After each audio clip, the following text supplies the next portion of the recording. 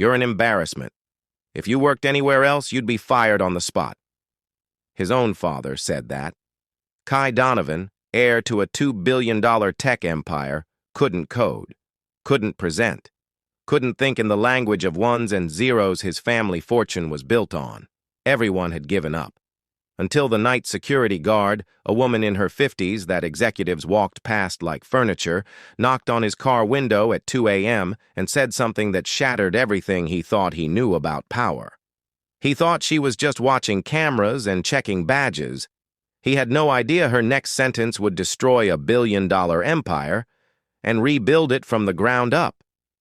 His name was Kai Donovan, the only son of Vincent Donovan, a tech titan whose cloud computing empire powered half the internet. Kai grew up in a Palo Alto mansion with a personal tutor, summer coding camps at Stanford, and every advantage money could manufacture. But for all he had, one thing was missing: competence. At 22, Kai attended board meetings at TechVault Industries, not because he earned his seat, but because his last name was literally on the building. The boardroom overlooked the San Francisco Bay, floor-to-ceiling windows, minimalist furniture, and attention you could cut with a server blade.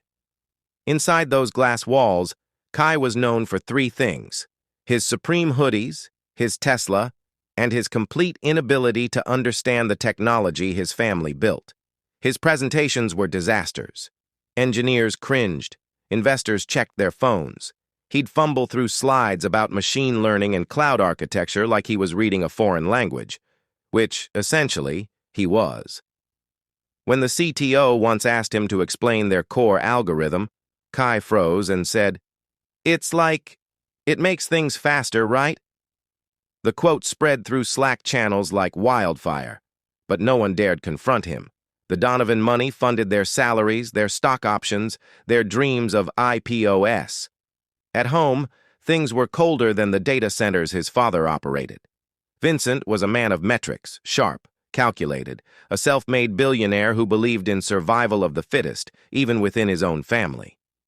"You're an embarrassment," Vincent said one evening after another failed board presentation. "If you worked anywhere else, you'd be fired on the spot." Kai slouched in his chair, scrolling his phone. "But I don't work anywhere else. I'm your son." "Biology isn't qualification. Either you learn this business, or I find someone who can actually run it. I didn't build this empire to watch you destroy it with incompetence." The silence that followed felt like a system crash. Vincent wasn't bluffing. He was dead serious. The next day, Kai showed up at TechVault headquarters like nothing happened. He pulled into the executive lot in his midnight blue Tesla, a gift from his last birthday, and walked through the lobby like he owned the place. Because technically, one day, he would. Some employees stared with envy, others with barely concealed contempt. But one pair of eyes watched differently. Hers.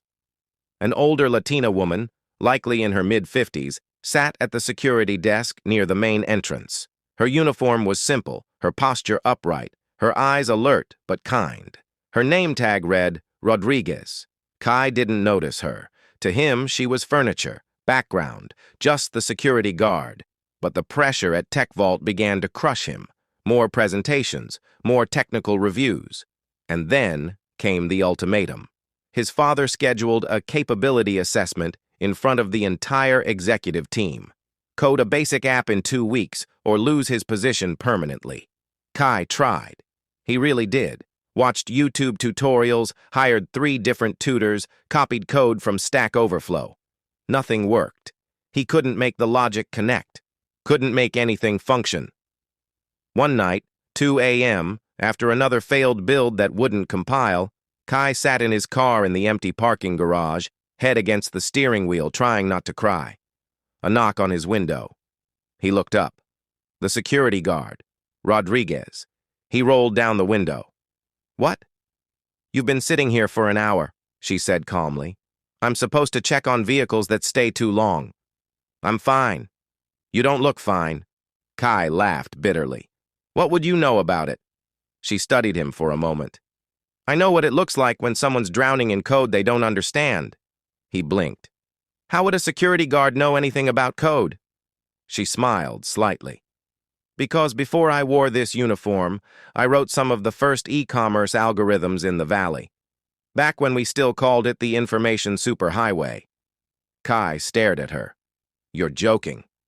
Stanford, class of '92, software engineering, worked at 3 startups before they were called startups, built systems that are still running today. Then why are you watching parking garages? She leaned against his car. Because I got old. Because I was a woman. Because I told the truth when my company was violating user privacy and they didn't like that. Choose your reason. Kai felt something crack inside him. I can't do this. I can't code. I can't think like they want me to. And if I fail this assessment, I lose everything. Rodriguez was quiet for a long moment. Then, you want to learn for real? Not just copy-paste, but actually understand? Yes, he whispered. Please. Then meet me here tomorrow night, 10 p.m. Bring a laptop and leave your last name in the car. The next night, Kai showed up at 10 p.m. sharp. The parking garage was empty except for Rodriguez, sitting at a folding table with 2 laptops and a thermos of coffee. You came, she said, sounding almost surprised. I'm desperate. Good. Desperation is the beginning of real learning. She gestured to the chair across from her. Sit. He sat. First, what's my name? Kai hesitated. Rodriguez? Carmen Rodriguez. Use it. Carmen. Good. Now tell me what you actually know about computers, not what you've been told, what you know. I don't know much. I can use apps, I understand interfaces, but when I look at code, it's just gibberish. Because you've been learning it backwards, she said. They've been teaching you syntax before teaching you how to think. That's like teaching someone to spell before they know what words mean. She opened her laptop. We're not starting with code. We're starting with logic, with problems, with the way systems think. For the next 2 hours, Carmen didn't write a single line of code. Instead, she drew diagrams, asked questions, made him think through problems step by step. A computer is stupid, she said. It only knows what you tell it. Your job isn't to speak its language. Your job is to think so clearly that you can translate human problems into steps so simple even a machine can follow them. Something clicked. For the first time, Kai felt like coding wasn't a foreign language. It was just logic, broken down. Can we do this every night? He asked. Carmen studied him. Every night until your assessment, but you work. No shortcuts, no excuses. Deal? Deal. They shook hands in an empty parking garage at midnight. No contracts, no credentials, just truth. The days rolled into a rhythm. Days, Kai attended meetings, pretended to understand, took notes. Nights, he met Carmen in the garage. She taught him how to think in systems, how to break problems into pieces, how to debug not just code, but his own thinking.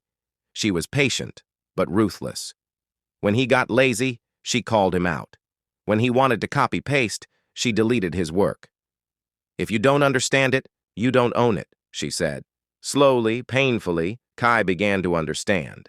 Variables weren't just letters, they were containers. Functions weren't magic, they were instructions. Loops weren't confusing, they were just repetition with purpose. 1 week before the assessment, Kai wrote his first program that actually worked. A simple task manager. Basic, ugly, but functional. He stared at the screen, almost in tears. I did this.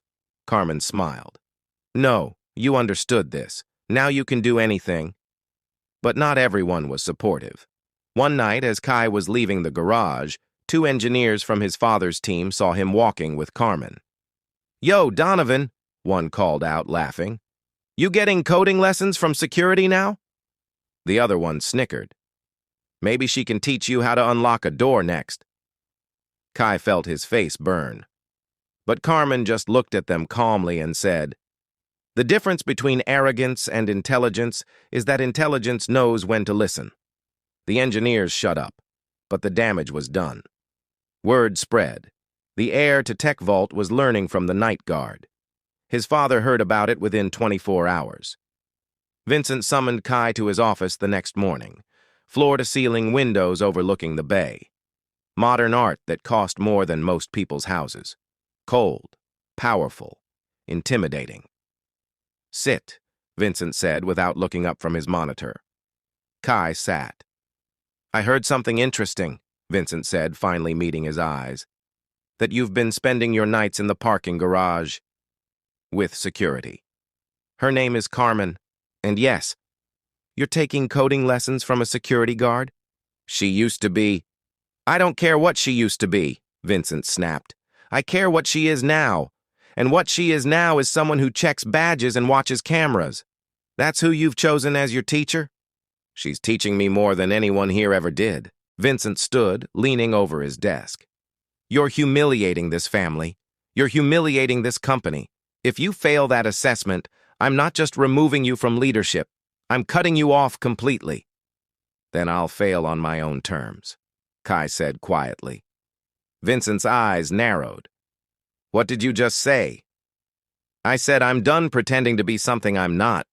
If I pass this assessment, it'll be because I actually learned something real, not because I cheated or had someone do it for me. You're a fool, Vincent said coldly. Maybe, Kai replied, standing up, but at least I'll be an honest one. He walked out without being dismissed. The night before the assessment, Kai met Carmen one last time. You ready? She asked. I don't know. What if I freeze? What if I forget everything? Carmen handed him something, a worn notebook filled with handwritten notes. Her notes. Decades of knowledge. This is every lesson I wish someone had taught me, she said. Every mistake I made. Every breakthrough. It's yours now. Kai's throat tightened.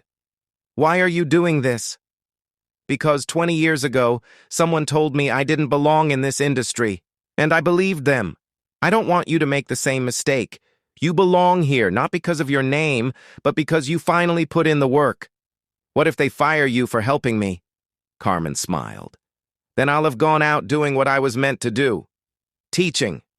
Kai hugged her. For the first time in months, he felt ready. The assessment took place in the main conference room.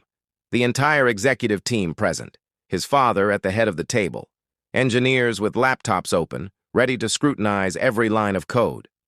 You have 2 hours, Vincent said. Build a functional user authentication system, front end and back end. Go. Kai opened his laptop. His hands were shaking. He took a breath. Then he remembered Carmen's voice.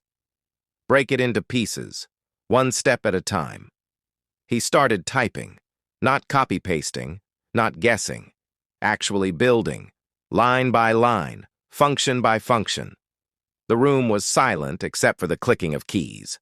1 hour passed, then 90 minutes. Finally, Kai hit enter. Done. The lead engineer pulled up his code on the main screen. The room studied it. Silence. Then the engineer spoke. This is clean, efficient, properly commented. Did you write this yourself? Every line, Kai said. Vincent stared at him. How?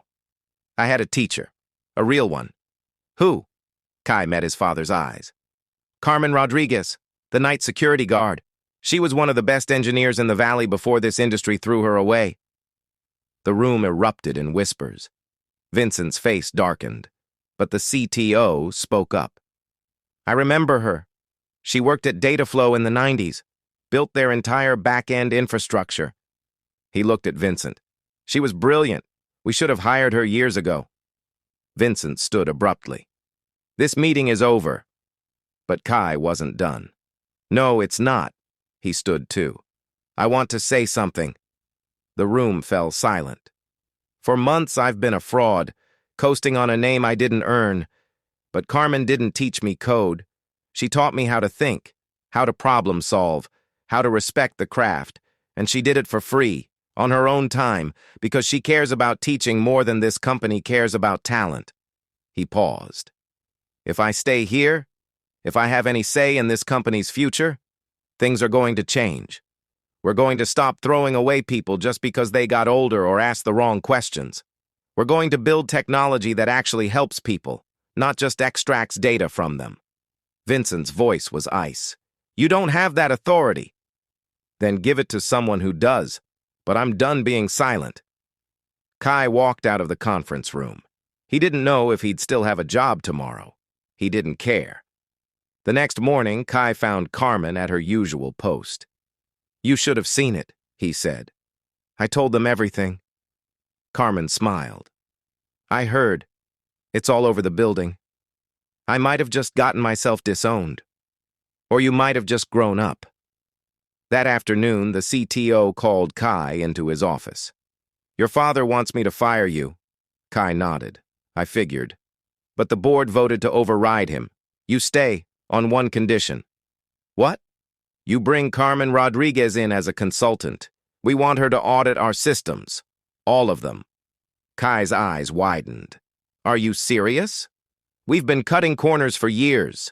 Privacy violations, exploitative algorithms, surveillance tools we're selling to governments that shouldn't have them. If even half of what you said is true, we need someone with a conscience to fix it. She'll find everything. That's what we're counting on." 1 week later, Kai stood in the conference room with Carmen beside him. She wore business casual now, not a uniform. Her laptop open, her findings displayed on the screen. "Your company," she began, "is building surveillance software that's being sold to authoritarian regimes, governments that track dissidents, that imprison journalists, that disappear activists." The room was silent. "The profits are substantial," she continued, "but the cost is human lives." Vincent stood. "This is a business, not a charity."